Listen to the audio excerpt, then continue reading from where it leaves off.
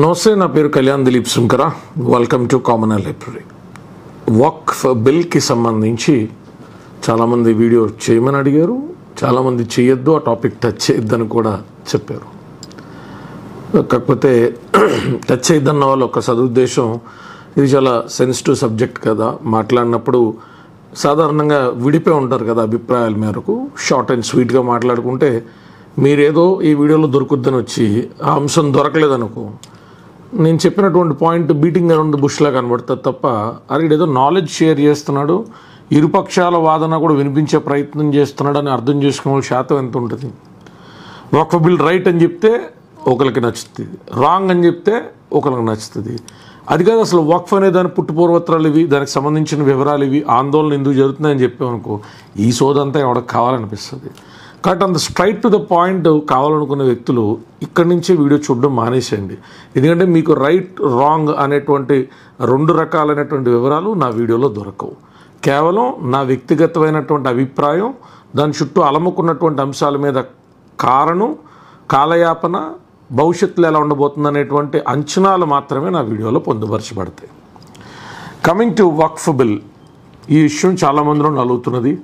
చాలా చోట్ల ముస్లింకి సంబంధించినటువంటి వ్యక్తులు దీన్ని వ్యతిరేకించడం కూడా చూస్తూ ఉన్నారు.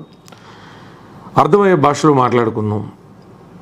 వక్ఫ్ అనేటువంటిది మొహమ్మద్ గోరి 12వ శతాబ్దంలో 12th సెంచరీలో ఆయన జామా మసీదుకి సంబంధించి మెయింటెనెన్స్, ఆ మసీదు కార్యకలాపాలు, దాన ధర్మాలు, అక్కడ ముస్లిం మతపరమైనటువంటి కార్యకలాపాలు జరగడం కోసం 2 గ్రామాలని దారదత్తం చేశారు.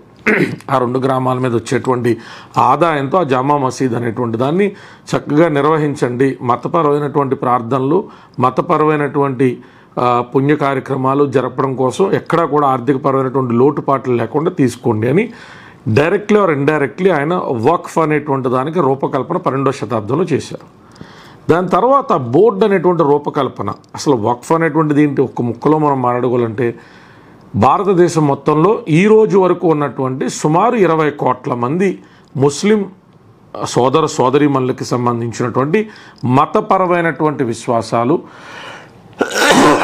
వాళ్ళకి సంబంధించిన మతపరమైన ఆసుపత్రులు, మదరసాలు, ఏదైనా అనాథాశ్రమాలు ఉంటే ఆశ్రమాలు, విభిన్నమైనటువంటి అన్నీ కూడా మెయింటైన్ అవ్వడానికి ముస్లిం మతాన్ని అనుసరిస్తూ కనీసం కొన్ని సంవత్సరాల పాటు ముస్లిం మతంలో ఉంటూ అల్లాని దేవుడిగా భావించి వారి జీవితకాలంలో సంపాదించినటువంటి సంపదని తిరిగి వారి పిల్లలకే కాకుండా ఇదిగో ఈ బోర్డు అనేటువంటి దానికి మేము ఇవ్వడం వల్ల ఏ ముస్లిం సోదరుడు కూడా ఇబ్బంది పడకూడదు, పేదరికం అనేటువంటిది రాకూడదని కొన్ని లక్షల ఎకరాలు, నాకు తెలిసిన దొరికితే 4 లక్షల పైచిలకు హెక్టార్ల భూమిని, సబ్జెక్ట్ టు కరెక్షన్, నేను అది మళ్ళీ పెడతాను, ఎందుకంటే నేను చాలా సంవత్సరాల నుంచి పరిశీలించినటువంటి అంశాలు అలా ఏదైనా టాపిక్ మీద మాట్లాడుతున్నప్పుడు నేను గుర్తుకు తెచ్చుకుని మాట్లాడతాను. కాబట్టి సబ్జెక్ట్ టు కరెక్షన్ మన్నించండి.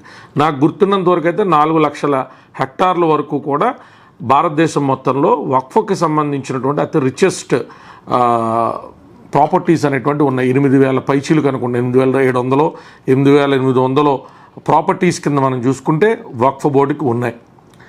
ఇవన్నీ కూడా ముస్లిం మతాన్ని అనుసరించి సంపాదించినటువంటి వ్యక్తులు తిరిగి వారి భూమి మీద చెల్లిపోతా ముస్లింలు ఏ రకంగానూ కూడా ఇబ్బంది పడకూడదు, వారి యొక్క యోగక్షేమాలకు ఉపయోగపడాలి అని ఇచ్చారు. ఈ వక్ఫ్ బోర్డుకి సంబంధించినటువంటి ఏ ప్రాపర్టీకైనా ఉన్న ప్రత్యేకత ఏంటి, ఇంకొక ముస్లిం అయినా కూడా దాన్ని మెయింటైన్ చేయాలి తప్ప బోర్డు రూపంలో అమ్మడానికి లేదు, ఎవరికి వారసత్వం కింద ఇవ్వడానికి లేదు, దాన్ని ఇంకో రకంగా మార్చడానికో బార్టర్ చేయడానికో అవకాశం లేదు. కేవలం దాన్ని ఏ రూపంలో ఉపయోగించినా కూడా ఆ చారిటబుల్ ట్రస్టుల ద్వారా ఆయా మతపరమైనటువంటి అంశాలన్నీ కూడా నిలబడడానికి, కదలడానికి, వాటిని వినియోగించుకోవడానికి మాత్రం అవకాశం ఉంటుంది. మరి ఇలాంటి ఒక వక్ఫ్ బోర్డుని ఇప్పుడు ఏం చేసింది గవర్నమెంట్, వక్ఫ్ ఇది ముసల్మాన్కి సంబంధించిన రిపీల్ బిల్లుతో ఏం చేసింది, ఎందుకు ఈ ఆందోళనలు? పార్లమెంట్ సాక్షిగా 282 మంది మాత్రమే దానికి మద్దతు ఇచ్చారా, 232 మంది, 200 పైచిలకు మంది దానికి మద్దతు ఇవ్వలేదు. అసలు ఏం జరుగుతుంది గొడవ అంటే, ఇప్పుడు 1995లో ఒక బిల్లు, 1923లో బ్రిటిష్ వాళ్ళ కాలంలోనే దీనికి సంబంధించి 1913లో ఆజ్యం పడినప్పటికీ 23లో ఒక వక్ఫ్ బిల్ అనేటువంటి మొట్టమొదటిసారిగా బ్రిటిష్ వాళ్ళ సారథ్యంలో రావడం జరిగింది. అయితే ఒక రకంగా చెప్పాలి అంటే ఆ బిల్లు ఏంట్రా అంటే, 1923 బిల్లు వక్ఫ్కు సంబంధించినటువంటి ఏ ప్రాపర్టీస్ ఉన్నా ఆయా రాష్ట్రాలలో ఆ దేశం మొత్తంలో కూడా ముస్లిమ్స్ మాత్రమే ఎన్నుకున్నటువంటి వ్యక్తుల సారథ్యంలో వాటి మెయింటెనెన్సు, వాటికి సంబంధించిన డిక్లరేషను చెప్తాను మీకు. నేను వక్ఫ్ బై యూజర్ అని చెప్పి సెక్షన్ 40 ఆఫ్ వక్ఫ్ యాక్ట్ అనుకుంటా, అది కొంచెం కాంట్రవర్షియల్గా ఉంటుంది, నేను చెప్తాను. సో ఇలాగా ముస్లిమ్స్ మాత్రమే దాన్ని మేనేజ్ చేసి మెయింటైన్ చేసేటువంటి విధంగా బ్రిటిషర్స్ విభజించి పాలించు అనేటువంటిది వారి యొక్క లక్షణం కదా. కొంత మేరకు వాళ్ళ అభివృద్ధి కోసం మనకి ఇక్కడ రైలు పట్టాలు వేసి రైలు మార్గాలు ఏర్పరిచి ఇక్కడి నుంచి మిరియాల కానించి వాళ్ళ దేశంలో దొరకనటువంటి అద్భుతమైన ఖనిజాల కానించి డైమండ్ల కానించి అంతా దోసుకెళ్ళిపోయిన మహానుభావులు. అయితే అలా విభజించి పాలించలో భాగంగా వక్ఫ్కి సంబంధించి ముస్లిమ్స్ని వాళ్ళు ఎప్పుడు ఫస్ట్ నుంచి కూడా హిందూ ముస్లిమ్స్ కలవడానికి వాళ్ళు ఎప్పుడు ఇష్టపడేటువంటి వ్యక్తులు కాదు కాబట్టి అట్లాంటి ఒక బిల్లు చేసి వదిలేశారు. కాలక్రమేణా దానికి సంబంధించి మన ప్రభుత్వంలో పొలిటికల్ మాన్స్టర్స్ గురించి మీకు తెలుసు కదా. రాజకీయం అనే ఆ కుర్చీకి ఫెవిస్టిక్ వేసుకుని అతికించుకుని కూర్చోవాలనుకుంటారు. ఆ గన్మెన్లు, ఆ కార్లు, ఆ వైభవం, అది ఎలాగ చచ్చిపోతాం కదా సమాధికి వెళ్ళినప్పుడు లేకపోతే శ్మశానానికి వెళ్ళినప్పుడు ఈ రావని చెప్పి ఏదోకి ఉండదు. రాజకీయంగా లోపలికి వెళ్ళినోడు ఇంకా సర్వాంతర్యామి ఆడ మొత్తం నేను ఆకాశం నుంచి వచ్చానని భ్రమంలో బతుకుతారు. కుర్చీ మాయ. మన రేవంత్ రెడ్డి అంశంలో చెప్పని చూసారా, చాలా ప్రమాదం అనమాట. అది ఎంతో మనం మహాపాపం చేస్తే అలాంటి మాయలో పడిపోతాం. మనం మహాపాపం చేస్తే ఇంకా జన్మాంతర కర్మలో అనుభవించడం కోసం అట్లాంటి పాపిస్టాట్లలోకి వెళ్ళిపోయి తాత్కాలికంగా మనల్ని మాయలో ఉంచుతారు అనమాట. అది మాయది. సో ఈ పొలిటికల్ మాన్స్టర్స్ ఏం చేశారు, తర్వాత కూడా ముస్లిమ్స్కి ఎడ్యుకేట్ చేసి, బాబు ఇదిగో మీరు అనుకున్నటువంటిది ఈ రకంగా జరుగుతుంది, ఈ మేరకు జరగట్లేదు, చాలా చోట్ల కుంభకోణాలు జరుగుతున్నాయి అనేటువంటి ఆరోపణలు, ఆధారాలు వస్తున్నాయి. సంవత్సరాలు గడిచే కొద్దీ ఆయా రాష్ట్రాల్లో పేరుకి 1,00,000 ఎకరాలు 2,00,000 ఎకరాలు ఉదాహరణకి వక్ఫ్ బోర్డు కింద ఉన్నది అంటే అక్కడ దారిద్ర్యపు రేఖకు దగ్గరగా ఉన్న ముసల్మాన్ సోదరీమణులు ఉంటున్నారు, వారికి ఉపయుక్తంగా రావట్లేదు. కానీ కొంతమంది ప్రైవేట్ వ్యక్తుల చేతుల్లోకి అవి వెళ్ళిపోతున్నాయని చెప్పి కొన్ని రిపోర్ట్లు కూడా మనకు చెప్తా ఉన్నాయి. ఏంటి పరిస్థితి, దీని అందరం కూర్చుని డిస్కస్ చేసుకుందామని ముస్లిం పెద్దల్ని, ముస్లిం మేధావుల్ని పిలిచి కొన్ని కఠినమైన నిర్ణయాలకు రూపకల్పనకి కృషి చేసినటువంటి దాఖలాలు నామమాత్రం, జరగలేదు అని చెప్పను. పీరియాడికల్గా 1947 తర్వాత నుంచి కూడా ఒక దశాబ్ద కాలానికి ఒకసారి, 2 దశాబ్దాలకు 2 సార్లు కింద అడపా ఏ ప్రభుత్వాలు ఉన్నావు, నాకు ఏ పార్టీతో ఎఫిలియేషన్స్ లేవు, ఉన్నప్పటి ప్రయత్నాలు జరిగినా ఇది సెన్సిటివ్, ఓటు బ్యాంక్ పోద్ది అనగానే అయ్యి బాబు ముట్టుకోకూడదు బాబు ఇదే ఎందుకు వచ్చిన కూడా అన్నట్టు వెనకడిగేసి నామమాత్రపు చేంజెస్ మాత్రమే చేసుకుంటూ వెళ్ళినటువంటి వ్యక్తులు ఉన్నారు. మరి ఏంటన్నా ఎందుకు ఇది పరిష్కారం అవ్వట్లేదు? ఇప్పుడు సడన్గా బీజేపీ వచ్చి హిందుత్వ పార్టీ కదా, మరి ఏమంత ధైర్యంగా చేసేసింది, ఏం చేసింది అంటే ఇందులో లోటుపాట్లు లేవని నేను మాట్లాడను. ఖచ్చితంగా అది కూడా చెప్తాను. అందుకే తీక్షణంగా ఇంట్రెస్ట్ ఉంటే మీరు ఏదైనా భోజనం చేస్తుంటే పక్కన పెట్టుకుని శుభ్రంగా చూడండి. నేను చెప్పిన వాటిని మళ్ళీ వెరిఫై చేసుకోండి. నేను చెప్పగానే వినేయడం కాదు. కళ్యాణ్ దిలీప్ ఏం చెప్పాడు అది మనం వెరిఫై చేసుకుని కరెక్టో రాంగో చూసుకోండి. ఏం జరిగింది అంటే వక్ఫ్ బోర్డుకి సంబంధించి ఎక్కడో అక్కడ మన పక్కన మన ఆంధ్ర తెలంగాణకి పక్కన అడ్జసెంట్గా ఉన్నటువంటి కర్ణాటకలోనే ఒక కుదిపింది 2013లో. ఒక నిమిషం నోట్స్లు రాసుకోవాలి అలాంటివి చెప్తున్నప్పుడు అన్వర్ మణిపాడి అనేటువంటి రిపోర్ట్ ఉంటుంది, నెట్లో కూడా ఉంటుంది చూడండి, ఇక్కడ కుదిరితేడు పెడతాను నేను. అన్వర్ మణిపాడి రిపోర్ట్ అనేటువంటిది కాంగ్రెస్ గవర్నమెంట్ టైంలోనే కాంగ్రెస్ సెంటర్లో ఉన్నప్పుడు కుదిపింది అనమాట. ఈ మధ్యకాలంలో కూడా ఆ విషయాన్ని అక్కడున్న అసెంబ్లీలో చర్చించగా 1,00,000 పైచిలకు ఎకరాలు యాక్చువల్గా ఆన్ రికార్డు వక్ఫకు ఉన్నట్టు కనబడుతున్నాయి. కానీ వాస్తవంగా ఏంట్రని చెక్ చేస్తే ఒక 20,000 ఎకరాలు మాత్రమే వక్ఫ్ బోర్డుకి అసలైన ఆధీనంలో ఉన్నాయి. 70,000-75,000 ఎకరాలు రైతులు, రకరకాల వ్యక్తులు చేతుల్లోకి వెళ్ళిపోయినటువంటిది వచ్చి ఎవరైతే పొసెషన్లో వక్ఫ్ ల్యాండ్లు ఉన్నాయని భావించిన వాళ్ళకి నోటీసులు వెళ్ళినాయో ఒక్క రాష్ట్రం మొత్తం కూడా కుదిపేసింది. ఆ రిపోర్ట్ ప్రకారం సుమారు 2,00,000 కోట్ల చిలుకు, 2,00,000 2,500 కోట్లు కాదు, 2,00,000 కోట్ల పై చిలుకు స్కామ్ ఇది అని రిపోర్ట్ చెప్పింది.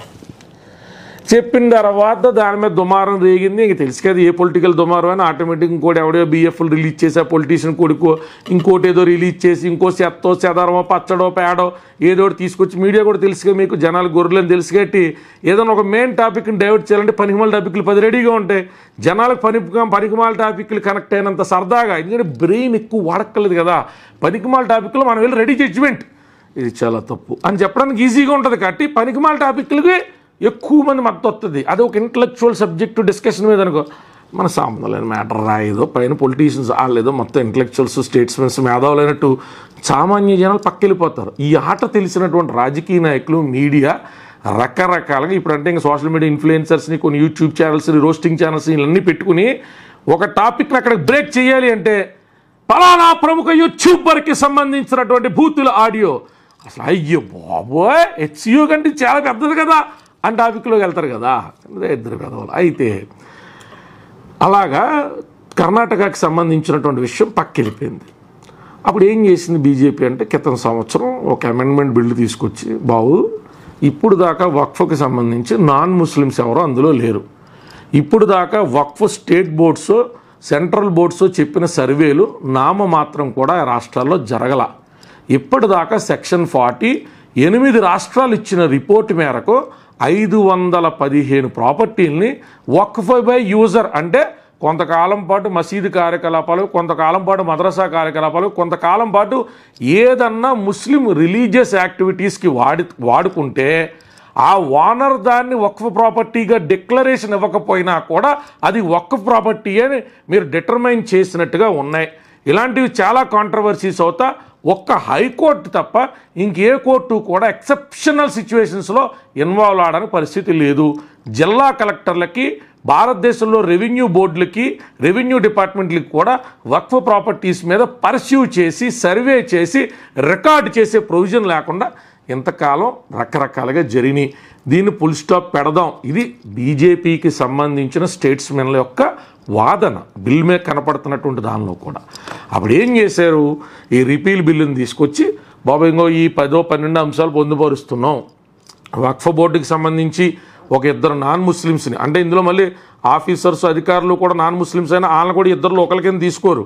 ఎక్స్క్లూడింగ్ ది జ్యుడిషియల్ ఆఫీసర్స్ దాన్ని పర్స్యూ చేసేటువంటి గవర్నమెంట్ అధికారులు కాకుండా సెంట్రల్ వక్ఫ్ కమిషన్లో సిడబ్ల్యూసీలో ఒక 22 మందిలో ఒక 2 నాన్ ముస్లిమ్స్, స్టేట్ వాటిల్లో కూడా ఒక 2 నాన్ ముస్లిమ్స్ ఉంటూ రకరకాల నిర్ణయాలు వీరి యొక్క సలహాలు వీరి యొక్క ఆలోచనల మేరకు కూడా తీసుకోవాలి. అలాగే సర్వేలు అనేటువంటివి 30 రాష్ట్రాలు యూటీస్ యూనియన్ టెరిటరీస్లో కూడా సర్వేలు త్వరితగతిన జరగాలి. సబ్ కలెక్టర్ పరిధిలో జరగాలి. మీరు పెట్టుకున్న సర్వేర్లు వక్ఫ్ బోర్డు నిర్మించిన సర్వేర్లు కాదు, ఇకపై కలెక్టర్ దాన్ని పర్వ్యూ చేస్తాడు. సో ఆ సర్వేలు జరుగుతాం వల్ల అసలు వక్ఫ్ ఆస్తులు ఎన్ని, వక్ఫ్ బై యూజర్ కింద పోనీ ఎన్క్రోచ్మెంట్ జరిగింది అని కోర్టుల పరిధిలో తిరుగుతున్నటువంటి అంశాలు ఎన్ని, కంప్లైంట్స్ ఎన్ని, డిస్ప్యూట్స్ ఎన్ని, వీళ్ళు రీఅడ్రస్లు ఎలాగా అంటే ఎస్ ముస్లిం సోదర సోదరీమణుల్లో కొంతమంది భయపడుతున్నట్టు ఆందోళన చెందుతున్నట్టు, సరే దీని వెనకాతల పొలిటికల్ మోటివేషన్స్ ఉన్నాయా, ఈ వక్ఫ్ బోర్డులను దుర్వినియోగం చేసినటువంటి బడా బాబులకి సంబంధించినటువంటి వ్యక్తులే కొంత రాంగ్ గైడెన్స్తో రోడ్డెక్కిస్తున్నారా, ఇవన్నీ కాన్స్పరసీ ఓరియంటెడ్ టాపిక్స్. వాటిని మనం ఊహాజనితంగా మాట్లాడలేదు, ఎందుకంటే అజంప్షన్స్ కిల్ రియాలిటీ. కాబట్టి మనం అజంప్షన్స్తో మాట్లాడలేం.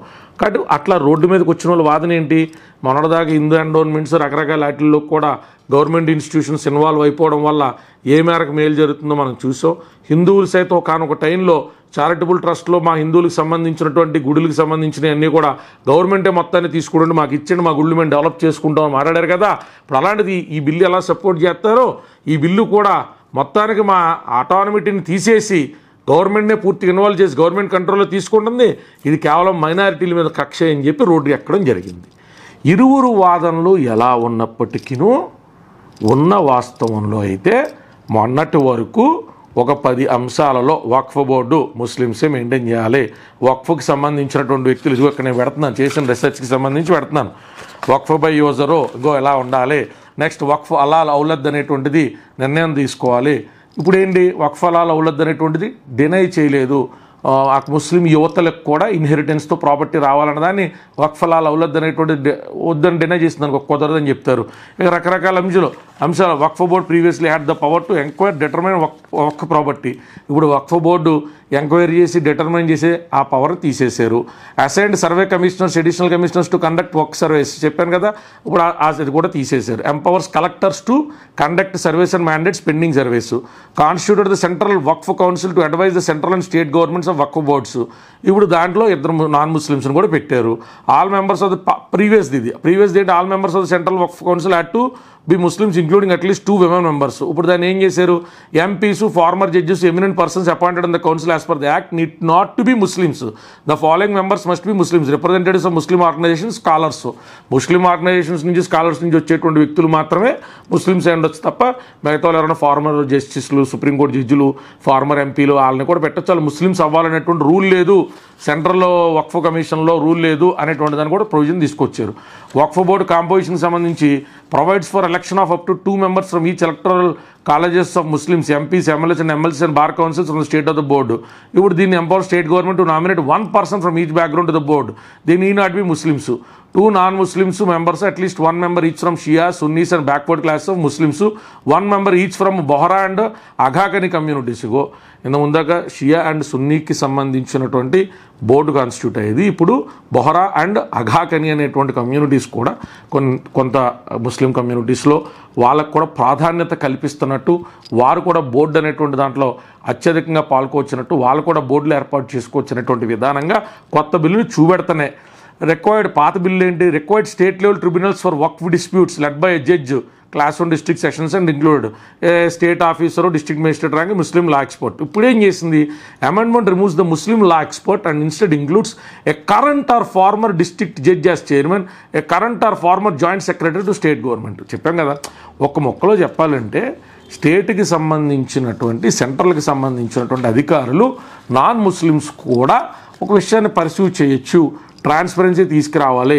వక్ఫ్కి సంబంధించి ఎక్కడైనా ఒక ప్రాపర్టీ ఉన్నది అంటే అది రికార్డుకి ఎక్కాలి, దానికి సంబంధించినటువంటి సరిహద్దులు సర్వే అనేటువంటిది ప్రభుత్వ అధికారులు, revenue department, revenue head of the state అంటే ఒక యూనిట్ కింద మనం తీసుకుంటే ఆ జిల్లాకి కలెక్టర్ కాబట్టి కలెక్టర్ పర్వ్యూలోకి వెళ్తుంది. ఇక వక్ఫ్కి సంబంధించిన డిస్ప్యూట్స్ త్వరితగతిన సాల్వ్ చేయాలనేటువంటి ఉద్దేశంతో వీటిని తీసుకొచ్చారు.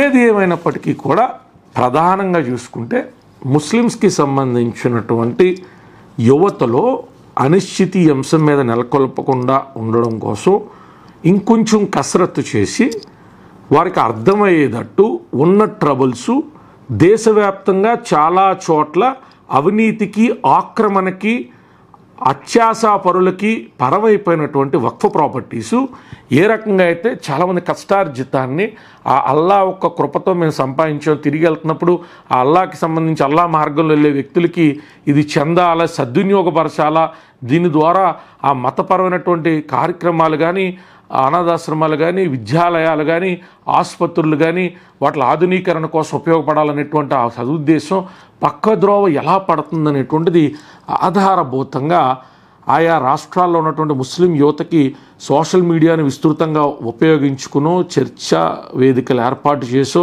కొంత లోతుగా తీసుకెళ్తే బాగుండేదేమో అని అనిపించింది నాకు. బిల్ పరంగా చాలా స్పష్టంగా మాట్లాడాలంటే బిల్ పరంగా ఎలా ఉన్నప్పటికీ కూడా ఆ బిల్ని తీసుకొచ్చి కొంతకాలంలో దాన్ని అంటే 20 కోట్ల మంది ముస్లిం సోదరులకి ఎంతమందికి రైట్ ఇన్ఫర్మేషన్ అనేటువంటిది షేర్ అయి ఉండే అవకాశం ఉంది, ఎంతమందికి కర్ణాటకలో జరిగిన భూకుంభకోణం గురించి అక్కడ వచ్చినటువంటి రిపోర్ట్ గురించి, అన్వర్ కమిటీ ఇచ్చినటువంటి రిపోర్ట్ గురించి తెలిసేటువంటి అవకాశం ఉంది. సో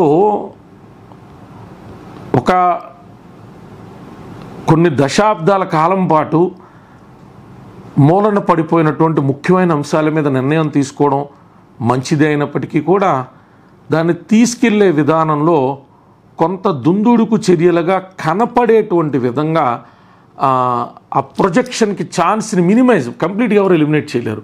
ఎంత కసరత్తు చేసినా, ఎంత సోషల్ మీడియా క్యాంపెయినింగ్ చేసినా, ఎంత అవేర్నెస్ క్రియేట్ చేసినా కొన్నాటిని బ్లంట్గా అపోజ్ చేసేటువంటి శాతం ఉండరు అని కాదు, కానీ ఇప్పుడున్న శాతాన్ని తగ్గించే ప్రయత్నం చేస్తుంటే, మరింత పారదర్శకత కోసం ప్రయత్నించిన బిల్ని మరింత పారదర్శకంగా ప్రజల ముందు ఆయా మతపరమైనటువంటి విద్యాలయాల ముందు, మేధావుల ముందు, సామాన్యమైనటువంటి వ్యక్తుల ముందు కూడా ఉంచే ప్రయత్నం, కసరత్తులో లోపం లేకుండా ఇంకొంచెం బాగా చేస్తుంటే బాగుండేదేమో అనేది నా వ్యక్తిగతమైనటువంటి అభిప్రాయం. ఎందుకు అంటే ఎప్పుడూ కూడా సర్వే జన సుఖినో భవంతు, అందరూ బాగుండాలి, అందరూ సుఖంగా ఉండాలి.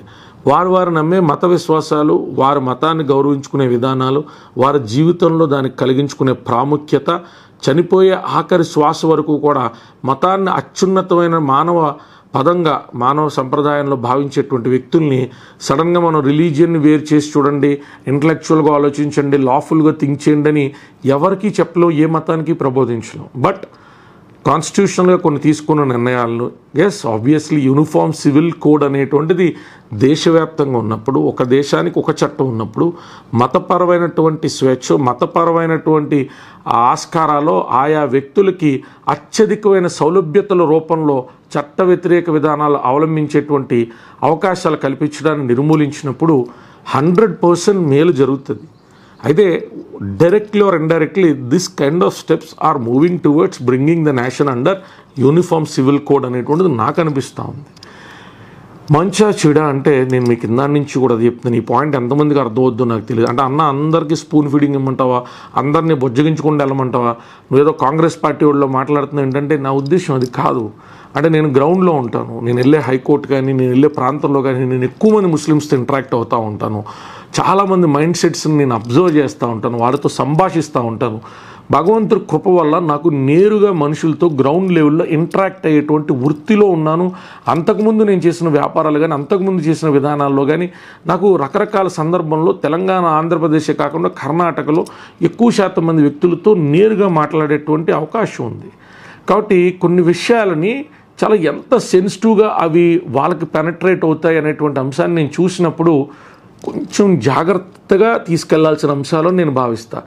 నేను ష్రూడ్గా మాట్లాడలేక కాదు, నేను హిందుత్వ లాంగ్వేజ్లోకి మాట్లాడినప్పుడు లేకపోతే అలాంటివి మాట్లాడినప్పుడు కూడా నేను చాలా గతంలో ఇక్కడ ఒక గంగమ్మ టెంపుల్కి సంబంధించి ఒక ముస్లిం వ్యక్తి కాళ్ళతో అమ్మవారిని తన్ని విగ్రహం పడేసినప్పుడు కూడా నేను ఆ థ్రెడ్, ఆ లైన్ దాటకుండా జాగ్రత్తగా మాట్లాడి కేవలం నా యాంగ్విష్ని, అంటే సనాతన ధర్మ పరిరక్షణ బోర్డు యొక్క ఆవశ్యకతను నేను ప్రస్తావిస్తూ అది ఒక కమ్యూనిటీకి ఆపాదించకుండా ఒక వ్యక్తికే కన్ఫైన్ చేసి మాట్లాడినప్పుడు కూడా నాకు విమర్శలు వచ్చినాయి. ఏంటంత జాగ్రత్తగా మాట్లాడుతూ ఉంటే చూడండి, నేను ఎలక్టోరల్ సిస్టంలో ఎక్కడ నేను పొలిటీషియన్గా పార్టిసిపేట్ చేయట్లా, నాకేం జాగ్రత్త ఉంటుంది? నేను ఒక ఎంపీగాను, ఎమ్మెల్యేగాను ఎక్కడ కంటెస్ట్ చేయట్లా, చేసినటువంటి నేపథ్యం లేదు కదా. కాబట్టి నా ఉద్దేశంలో సొసైటికల్ హార్మోనీ దెబ్బతినకుండా స్మూత్గా ఒక విషయాన్ని ఎంత ట్రాన్స్పరెంట్గా మనం కమ్యూనికేట్ చేయగలుగుతాం, థాట్ ప్రొవోకింగ్గా, అంటే మనం ఆలోచనని ప్రొవోక్ చేస్తామా, వాళ్ళలో ఉన్న ఎమోషన్ని ప్రొవోక్ చేస్తామా అన్నది మనం ఎంచుకునేటువంటి మాటలు, చెప్పే సందర్భం, విధానం బట్టి ఆధారపడి ఉంటుంది. కాబట్టి బాధ్యతాయుతంగా మాట్లాడడం అంటే షూడ్గానో లౌడ్గానో మాట్లాడడం రాదని కాదు. బాధ్యతాయుతంగా మాట్లాడడం అంటే ఆ కమ్యూనల్ హార్మోనీని మెయింటైన్ చేస్తూనే ఆలోచన, అవును ఇలా కూడా కదా, కొన్ని 2 లక్షల ఎకరాల దాకా కూడా అన్యాక్రాంతం అయిపోవడం ఏంటి, కొన్ని లక్షల ఎకరాలు అలా వెళ్ళిపోవడం ఏంటి, ఎంతోమంది కష్టార్జిత ఉండుంటుంది కదా, రకరకాలు ఉండుంటాయి కదా. సో అట్లా పర్పస్ డైవర్ట్ అవుతుంది అన్నప్పుడు మరి ప్రపోజ్ చేసినటువంటి రిపీల్ బిల్ కాకుండా, అమెండ్మెంట్ బిల్ కాకుండా ఏముంటే బాగుండేది అనేటువంటి ఒక డైలాగ్, ఒక చర్చకి ఎక్కువ అవకాశం ఉంటే, ఇంకొంచెం పీరియడ్ ఎక్కువ ఎక్స్టెండ్ చేసి ఉంటే బాగుండేది అని నేను కూడా అనుకున్నా.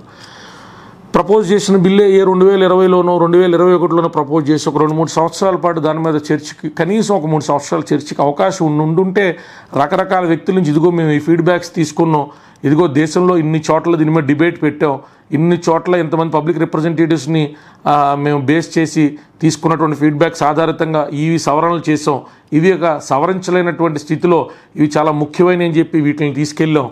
ఇది మీరు సుప్రీంకోర్టుకి వెళ్ళినా ఎక్కడికి వెళ్ళినా కూడా ఆ ఛాలెంజ్ చేసినప్పుడు ట్రాన్స్పరెన్సీయో అకౌంటబిలిటీయో తీసుకొస్తామంటే ఎందుకు ఏ ధర్మాసనమైనా దాన్ని తిరస్కరిస్తుంది. కాబట్టి ఈ రకంగా చేసావని ఇంకొంచెం కసరత్తు సంయుక్తంగా ఇంకొంచెం దాన్ని ముస్లిం సామాజిక వర్గంలోకి తీసుకెళ్ళి ఉంటే ఇంత అనిశ్చితో కొంత ఈ మేరకు చూస్తున్నటువంటి తిరుగుబాటో ఈ రకమైనటువంటి రూమర్స్ ఉండేవి కాదని నా ఆలోచన. కానీ అయినప్పటికీ ఇప్పటికి కూడా ఒకవేళ ఈ బిల్ అనేటువంటిది వచ్చిన తర్వాత ఏదన్నా ప్రజలకి వ్యతిరేకత కనబడుతున్నప్పుడు, ముస్లిం సామాజిక వర్గానికి మునుపు కంటే న్యాయం జరుగుతుందని అనిపించినప్పుడు కూడా మళ్ళీ ఆయా రిప్రజెంటేటివ్స్ కాకుండా అందరూ కూడా సార్ ఇగో అన్నీ బాగానే ఉన్నాయి, కానీ ఈ పర్టికులర్ అంశంలో కొంత ఎక్కడో హిక్కప్స్ ఉన్నాయి, ఈ అంశం మీద ఇలా కాకుండా ఇంకో రకంగా చూడండి. Development of thought, development of idea అనేటువంటిది ఒక ఐడియాని మనం ప్లేస్ చేసిన తర్వాత ప్రయాణంలోనే అది డెవలప్ అవుతుంది. అప్పుడు ఎందుకు ఈ ఆలోచన రాలేదు? అందరికీ అన్న ఆలోచనలు వచ్చేస్తే ఇన్ని అమెండ్మెంట్లు ఎందుకు? బాబాసాహెబ్ అంబేద్కర్ రాసినటువంటి రాజ్యాంగం పదుల సంఖ్యలో 140, 150 సార్లు అమెండ్ చేసుకోవాల్సినటువంటి అవసరాలు ఎందుకు? మారుతున్న కాలమాన పరిస్థితులు బట్టి, మనుషుల అవసరాలు బట్టి, స్థితిగతులు బట్టి ఖచ్చితంగా చాలా అంశాలను పునఃపరిశీలించుకుంటాం. వాటి మీద ఏదైనా అవసరమైనప్పుడు అవసరమైనటువంటి సందర్భానుసారం దాన్ని సవరించుకునే ప్రయత్నం చేస్తాం. మనం మనుషులు ఖచ్చితంగా ఎవల్యూషన్ అనేటువంటిది మన మన మన మానవ మనుగడకి చాలా అవసరం.